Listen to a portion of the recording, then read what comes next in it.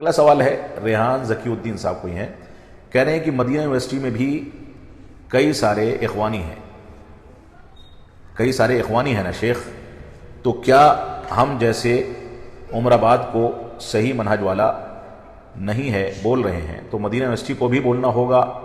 دیکھیے یہاں پر تفصیل ہے۔ جامعہ دارالسلام عمر آباد کے ہمارے احباب، بہت سارے احباب ایسے ہیں جو قرآن و سنت کے مطابق اور منہج سلف کے مطابق زندگی گزارتے ہیں۔ ہم سرے سے کسی چیز کا انکار نہیں کرتے، لیکن جامعہ دارالسلام عمر آباد کے لٹریچر میں، وہاں کے مجلہ راہ اعتدال میں، وہاں کے نصاب تعلیم میں، یا وہاں کی لائبریری میں، یا وہاں جو ماحول جامعہ کی چہار دیواری کے اندر ہے، اس ماحول میں عموماً اس طرح کی چیزوں کی گنجائش نظر آتی ہے کہ ایسے لوگوں کے افکار یا ایسے لوگوں کے لٹریچر کو نصاب تعلیم میں بھی پیش کیا جاتا ہے، جو لٹریچر قابل ملاحظہ ہے، جس کے اندر اخوانیت ہے، جماعت اسلامی کے افکار ہیں، غلط انداز کی فکر ہے، اس کے باوجود ان چیزوں کو پیش کیا جاتا ہے۔ ہمارا مقصد کبھی بھی یہ نہیں ہے کہ ہم اپنے بزرگوں اور اسلاف کی اس میراث پر کسی انداز کی تنقید کریں۔ یہ ہمارے دل کی آواز ہے۔ ہم چاہتے ہیں کہ اس طرح کی چیزوں میں سنجیدگی کے ساتھ غور و تدبر کیا جائے۔ وہاں کے ذمہ داران جماعت اسلامی کے رکن ہیں، جماعت اسلامی کے افراد وہاں جا کر کے پروگراموں میں شرکت کرتے ہیں، اپنے افکار پیش کرتے ہیں، کوئی اصلاح نہیں کرتا، کوئی نہیں ٹوکتا۔ وہاں کے نصاب تعلیم میں جماعت اسلامی کا لٹریچر بھرا پڑا ہے، وہاں کے دروس میں، محاضرات میں، اور وہاں پر جو چیزیں پیش کی جاتی ہیں اس میں بھی اخوان المسلمین اور جماعت اسلامی کے لٹریچر کا اچھا خاصا وجود ہے۔ تو ہمارا ایک عاجزانہ ہماری اپیل ہے کہ یہ ادارہ ہماری جماعت کے بزرگوں نے قائم کیا تھا اور بڑے علماء اس سے منسلک رہے ہیں، لہٰذا ہمارے علماء کو اس بات پر توجہ دینی چاہیے کہ جماعت اسلامی سے وہ برات کا اعلان کریں اور جماعت اسلامی کی رکنیت سے برات کا اعلان کریں، لٹریچر پر نظر ثانی کریں اور قرآن و سنت اور منہج صحابہ کے مطابق اپنے لٹریچر کو ڈھالیں اور قرآن و سنت کی جانب رجوع کریں۔ یہ ہماری گزارش اور اپیل ہے۔ ہم کسی بھی صورت میں اپنے کسی ایسے سرمایہ کو جو قیمتی سرمایہ رہا ہے، اس سرمایہ کو اس طریقے سے ضائع نہیں ہونے دینا چاہتے۔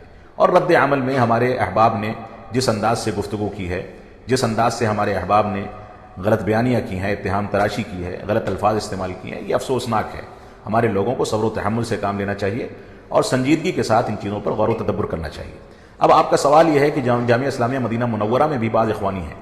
ہو سکتا ہے، میں اس کا انکار نہیں کرتا ہوں، لیکن جامعہ اسلامیہ مدینہ منورہ میں جو اخوانی ہیں ان کو اپنے افکار کو کسی کے سامنے پیش کرنے کا اختیار نہیں ہے۔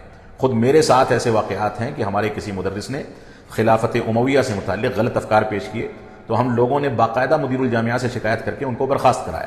اس طرح کے امکانات موجود ہیں، ہم انکار نہیں کر رہے۔